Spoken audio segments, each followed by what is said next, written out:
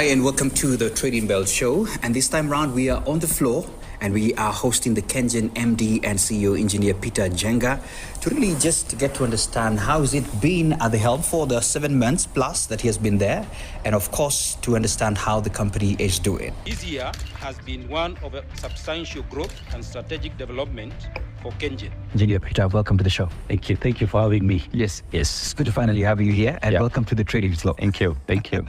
Excellent.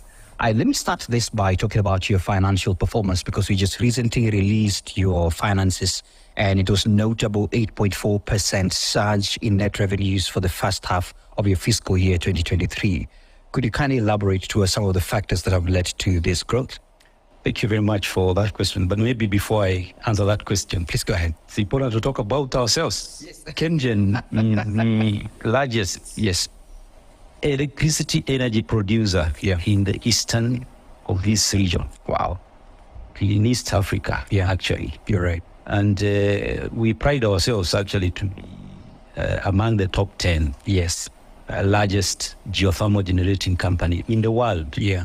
Not just here in Kenya, in the world. Yeah. And for your information, geothermal is very key in the economy of this country. Mm-hmm. And as we shall be talking later, you find that geothermal currently, which is what we are using as our base power source, is very important for this economy. Absolutely. But coming to your question about what we have been able to do, we pride ourselves that we have been able to register quite some substantial growth in our revenues. And basically it's because of the work we have done behind the scenes. Yes.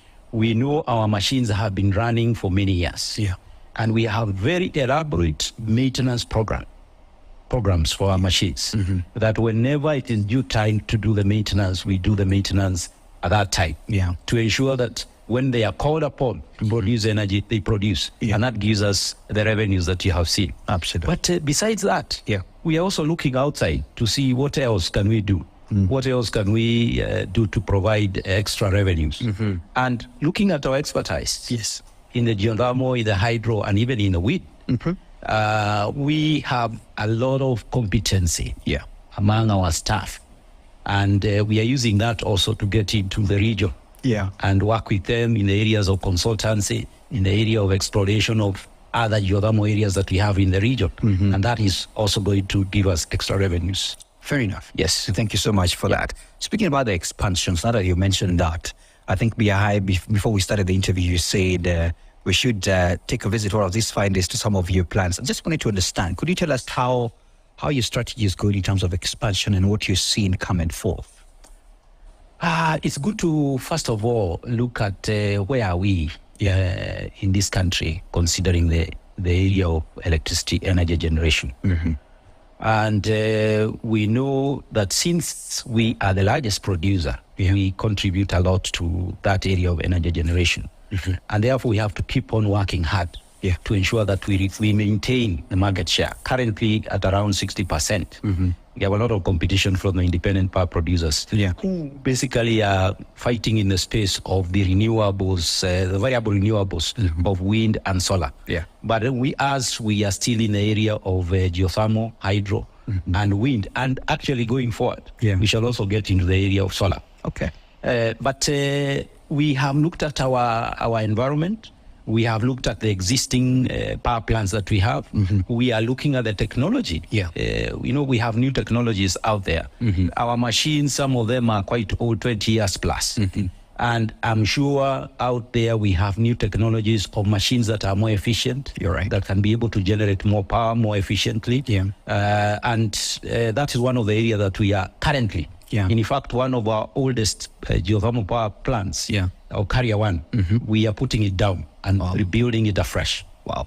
And with the new technology, believe you me, originally it was at 45 megawatts. We are going to get 63 megawatts. Just basically using new technology. And the same steam that was generating 45 megawatts will now generate 63 megawatts. That is a good thing. We are also looking at operating some of the existing turbines for our old Carrier 1 additional units 4 and 5 and old Carrier 4. We are going to upgrade and change the turbines and where possible even some of the equipments that are required again where now we are producing 300 megawatts, we'll be able to get 340, an extra 40. Wow. So that tells you that we must continue scanning the technological environment and see what is available today. Can we put it on board? And that's why sometimes I say it's important to retain some of the resources that we generate for us to be able now to ensure that we sustain ourselves into the future.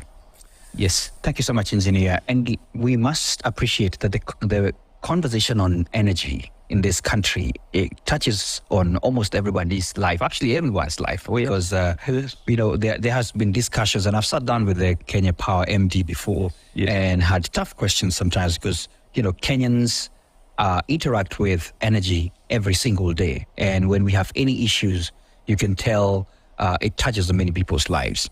You have elaborated on some of the things I actually wanted to ask you in terms of efficiencies and what you have done.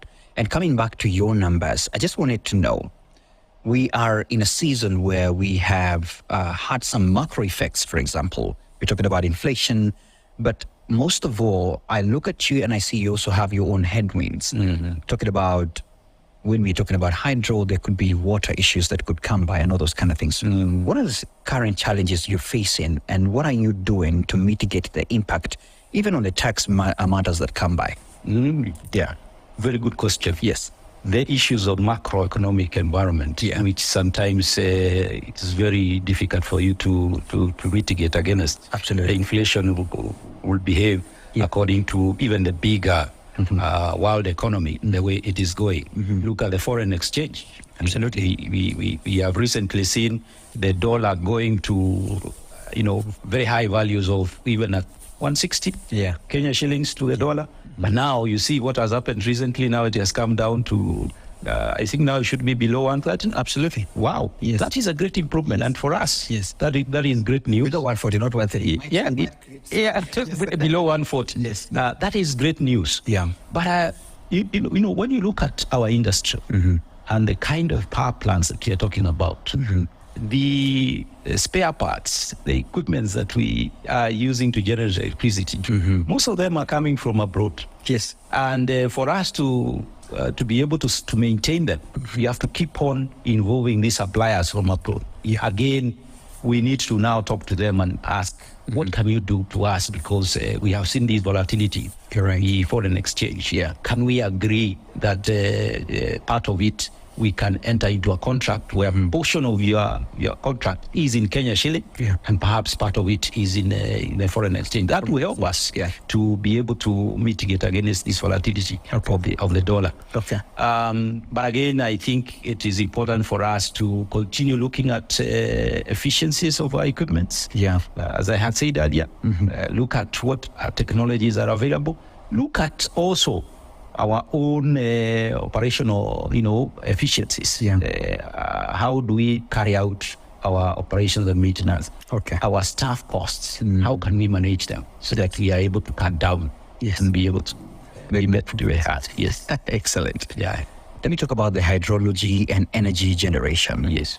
And I was looking through some of the releases and information you've given us, and there was an increase in your hydro generation by about 7%. Yes. So I wanted to ask you, as KenGen, what are your plans to capitalize on favorable hydrology in the future? Going into the future, years to come, we are actually looking at our major reserve, reservoir, Masinga. That's where we have, that's our major reservoir for water. And we are working on a project to actually increase the height of the dam by 1.5 meters. What it will do for us is to increase the volume of water that we can store.